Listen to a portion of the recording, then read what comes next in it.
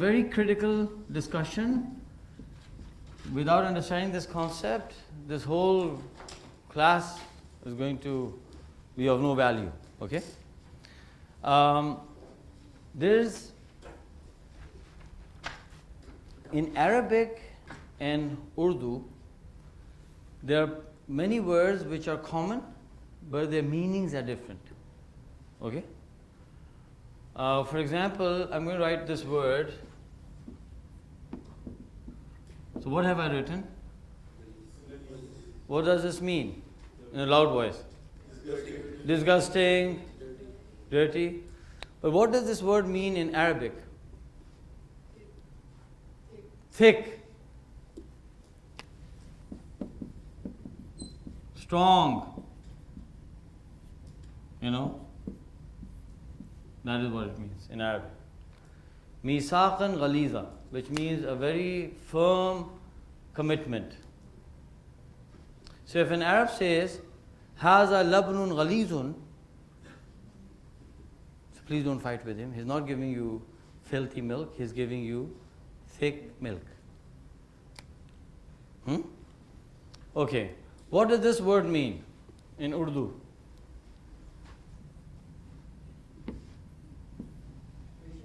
Patience. But that's not an all-encompassing meaning in Arabic. In Arabic, this word is not only patience. In Arabic, this word means patience, and in Arabic, this word also signifies perseverance.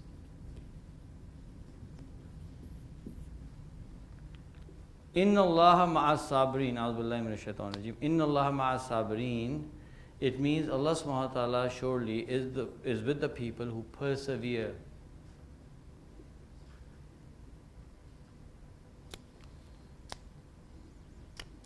So you see how Urdu and Arabic has different meanings to the same word? Similarly, there's a word in Arabic. What have I written? Ehsan.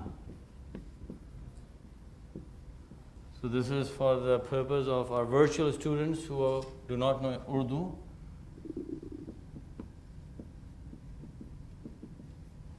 Is sabr. So there was a comment by a virtual student, you don't address us. So virtual students, I welcome you also. Okay. Ehsan. What does this mean in Urdu? Favor. Ehsan, मैंने आप पे एहसान किया. I've done a favor upon you. What does this word mean in Arabic? So we have got an Islamic scholar. This lady is an Islamic scholar sitting here. So to do something in the best fashion, to do something in the best fashion. That is how Quran actually talks about ihsan. So there's a reference for you if you were to open your manual. Page number 30. In page number 30, there is a reference of a verse of the Quran, which is وَأَحْسِنُوا إِنَّ اللَّهَ يُحِبُّ الْمُحْسِنِينَ. They do ihsan because Allah subhanahu wa ta'ala loves people who do ihsan. The tafsir of this ayah of the verse of the Quran is that ihsan means doing something in the best possible fashion. Ihsan. Is that point clear? Okay. To do something really well. So now we're going to introduce certain terms. Now you have to understand that this framework that we are unfolding in front of you is Islamic framework, right? So that is why we will have to actually refer to Islamic terms, right?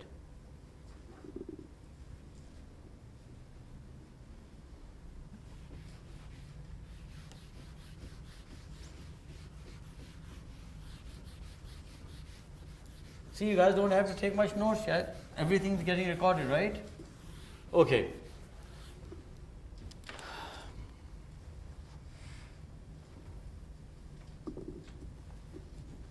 So suppose this is the performance of a person, right?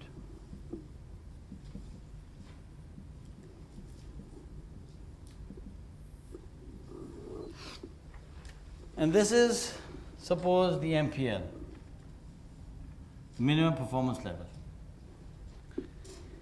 The minimum performance level in the Islamic terminology is called Adal, or in English say Adal, right?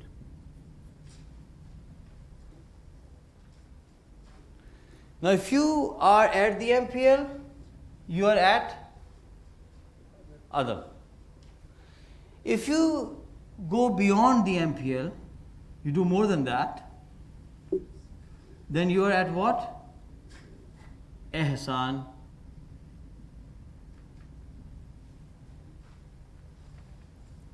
For our non-Urdu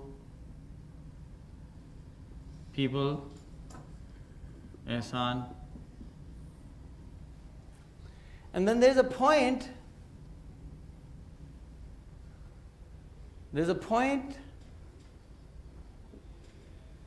which is the highest level of Ihsan, the ultimate level.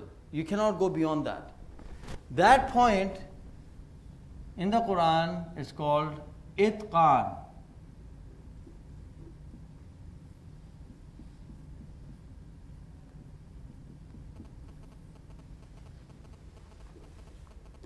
So, the terms are, there you have to remember, Adal. Keep in mind that our mind thinks through language. You know this? The mind constructs ideas through language.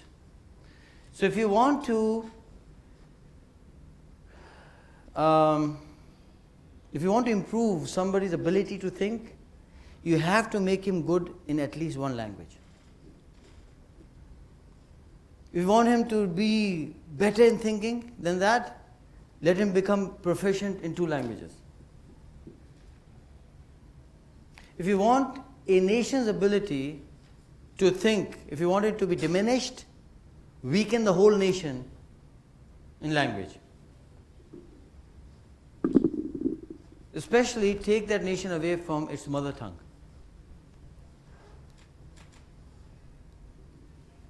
Keep these points in mind. Huh? So that is why we have to work with words, right? So Adal.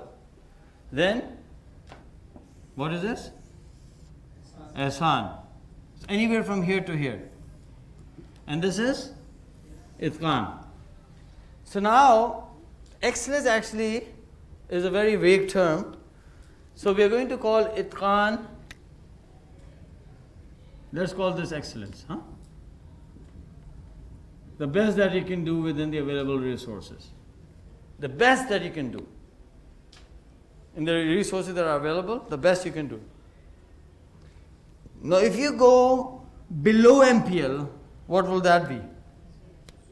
Zulm.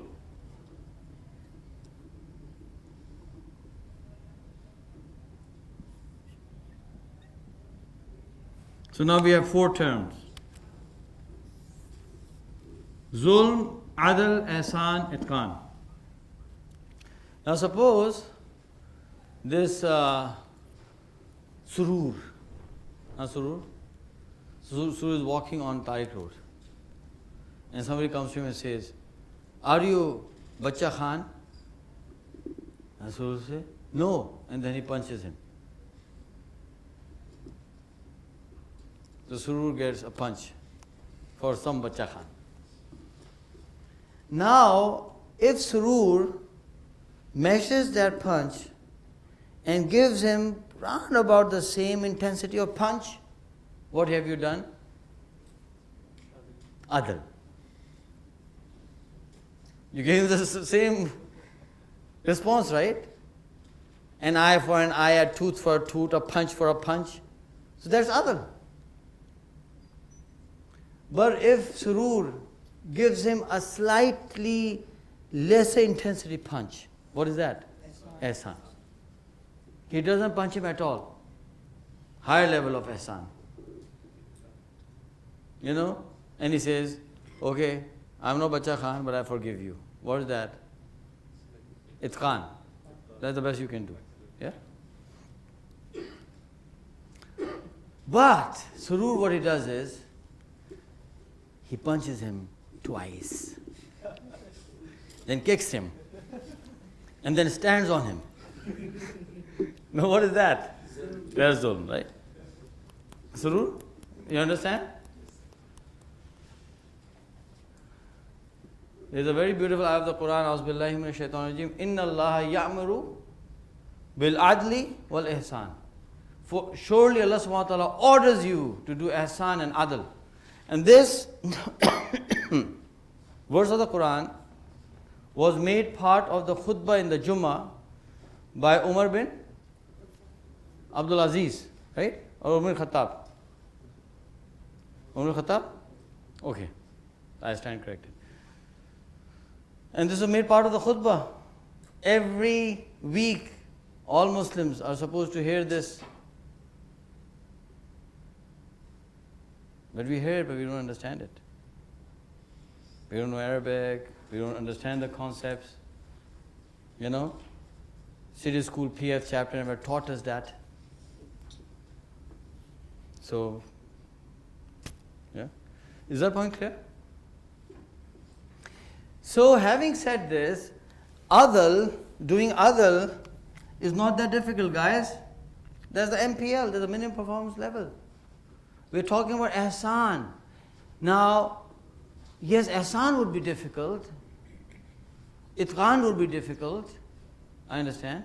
But again, keep in mind that Itqan or Ehsan is what is available to you in terms of resources. So we have understood the concept of Ehsan in the Quran. Multiple places Allah talks about Ehsan. So one of the persons came to me and he said, you know, there's an ayah of the Quran, A'udhu billahi minash shaitanir rajeem, wa bil walidayni ihsana, that do ihsan with your parents. And he said, how can we do ihsan with our parents? We cannot even repay their basic rights. How can we do ihsan? Now he's trying to understand the ayah of the Quran through Urdu. Wa bil walidayni ihsana does not mean do favors upon your parents. It means do your best with your parents. So if a person has a lot of wealth, he might buy his mother a vehicle and arrange for a driver who can take his mother around, you know, places like Dolmen Mall and, you know, all of those malls. But a person who is poor will go home and he will massage his mother's feet. So both of these people are doing ihsan because they're doing it within their resources, right? So Quran talks about ihsan. A hadith, they talk about ihsan. So there's a hadith in which the Prophet ﷺ said to the Sahaba, one of the Sahabi, the companion, he died. So he said, we'll go and bury him. So they went to the graveyard. So the grave was not dug. So the Prophet ﷺ said to the Sahaba, let's dig the grave. So the Sahaba started digging the grave. So the Prophet ﷺ said to the Sahaba, make the lines of digging straight. You understand? Meaning, make them straight.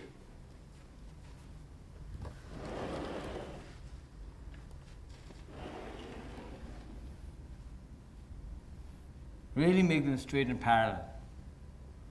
So the Sahaba decided to really focus on that. And they started to make it really straight.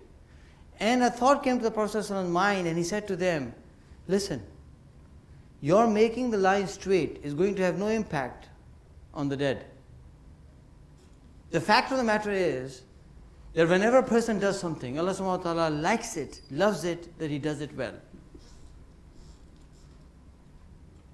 Can you imagine there's something that is being done which is transitory? Because the grave is going to be dug, the body is going to be placed into the grave, and then it's going to be covered forever. For even a temporary act, the Prophet ﷺ said, Allah subhanahu wa ta'ala likes it to be done well. So there are many ahadith like this. So then we did a little bit of research, which was, okay, this is what has been said in the Quran, this is what was said by the Prophet ﷺ. How were the Sahaba, did they understood it? How did they understand this concept? So there are many stories, so I'll give you one story for the reference. During the Ghazwa Tabuk, the Battle of Tabuk, the Prophet ﷺ, he actually made a call for donations. So people said, okay, they decided to donate. Umar bin Khattab radiallahu ta'ala anhu, he thought in his mind that today nobody will be able to supersede me. So why did he think that way?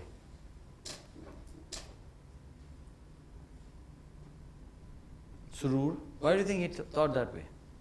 He said, nobody is going to supersede me. The Prophet had called for donations, right? For wealth to be spent. So why do you think he felt that nobody is going to supersede him?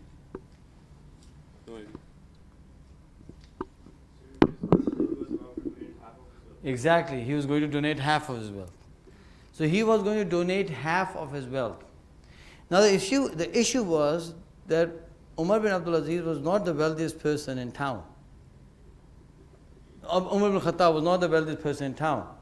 So you had people like Usman radiallahu ta'ala anhu was very wealthy. Saad bin Abi Waqas was very wealthy.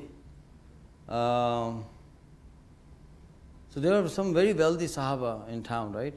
So the fraction of what they would have given would have been more than half of Umar's wealth. But still he felt nobody is going to supersede him because he understood the definition of Ehsan and Itqan, the best within your available resources. So he's giving half. So when he went to the Prophet ﷺ with his wealth, he accepted defeat from a person who donated much less than him. Who was that person? Abu Bakr Siddiq radiallahu ta'ala anhu. Why? He gave everything. So his level of ihsan was higher than the level of ihsan of Umar radiallahu ta'ala anhu. So there's a lot of, people say a lot of things that happen. So I said, let me just research myself. So I researched and I found one Sahih hadith, which I'll share with you. The hadith is that when he did that act, Jibreel came and he said to the Prophet ﷺ that Allah subhanahu wa ta'ala has sent two messages for Abu Bakr. The first message was that Allah is pleased with him. And the second was, tell Abu Bakr that Allah is saying Assalamu alaikum. So Allah subhanahu wa ta'ala actually rewarded and appreciated that act. Is that point clear? So this concept is very clear in the Quran, very clear in the Hadith, very clear in the life of the Sahaba. Now I'll give you another very interesting story.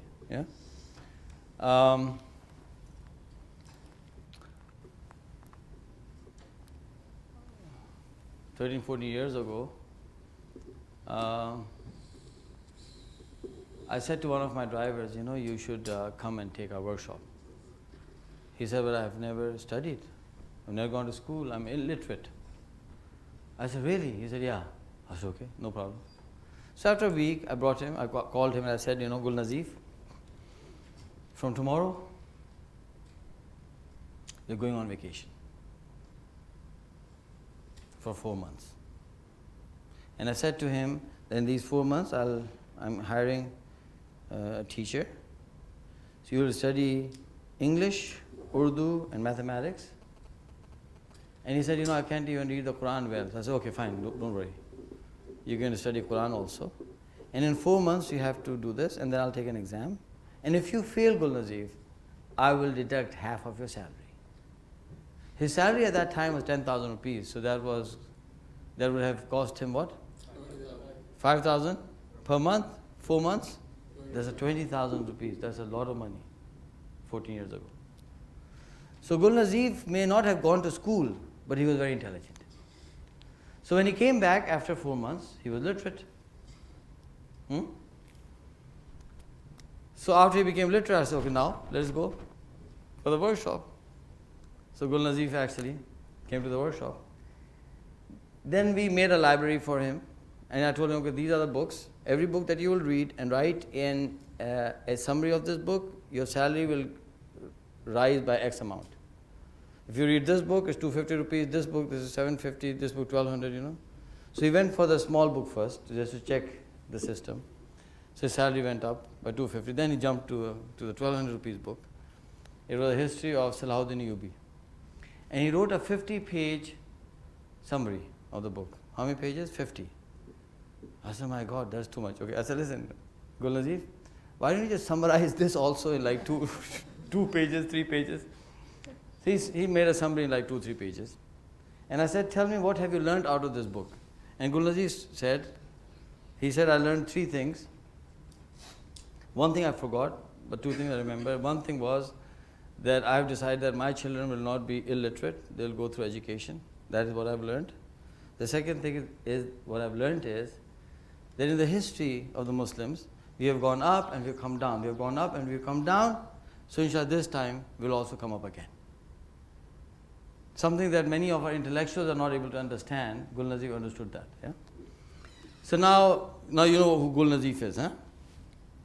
For your kind information, he's not a driver anymore. He's a businessman. And he has a cloth trading business now. He can hire you, for example, after you graduate. So for Gul Nazif, he was in a workshop, and when this story came, this section came on excellence, he raised his hand and he said, I want to share something. Go ahead. So Gul Nazif said that one of his friends actually, who was also a driver, started saying that, there's a mistake that happened, and these angels made some mistake, and I was born in this time by mistake. Actually, I was supposed to be born with the Prophet ﷺ.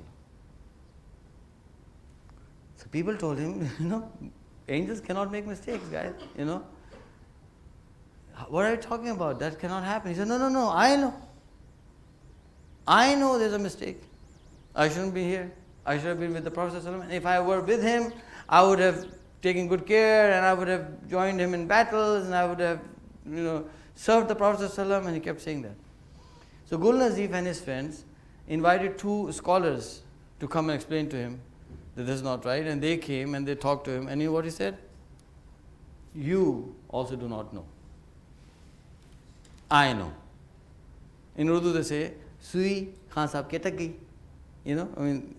Kind of, he got fixated. So the ulama told Gul Nazif and his friends, do not argue with this guy, leave him alone. If you argue with him, he might say something that is really going to get him into trouble. So leave him alone. So they left him alone.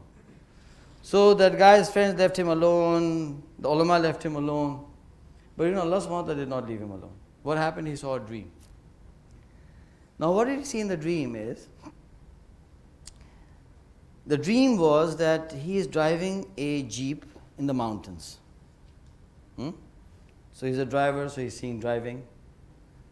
He's a Pashtun, so he's seeing the mountains. And then he sees that in that jeep there are some companions of the Prophet, some Sahaba in this jeep. Wow, very, very valuable passengers. Then he sees in his dream that the Prophet is also in the jeep. And the jeep is going along, And then a point comes where the jeep actually breaks down. So he stops the jeep, gets out. So many of us have driven in the mountains. What is the first SOP you do when a car breaks down in the mountains? You put a stone under the tire. You restrain the vehicle first, right? So he goes out, then I'll restrain the vehicle and then I'll see what I have to do. So he goes back and he does not find a stone. So he goes a little bit further, does not find a stone. So after almost 2, 3, 4 minutes, when he comes back, not finding a stone, he sees that the Sahaba have placed their head under the tire.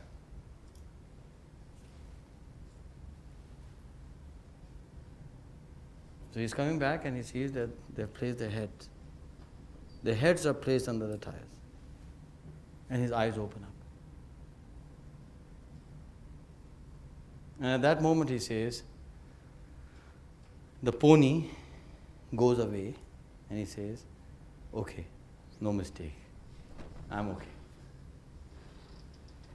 So what sort of service are you planning to do for the Prophet ﷺ when you have left that vehicle without a restraint for 5 minutes? Where is your excellence? Where is your ihsan? You should have placed your head under the tire first, then called out for people to go and look for a stone. And their head should have been moved after the stone had been placed under the tire. That is called Itqan.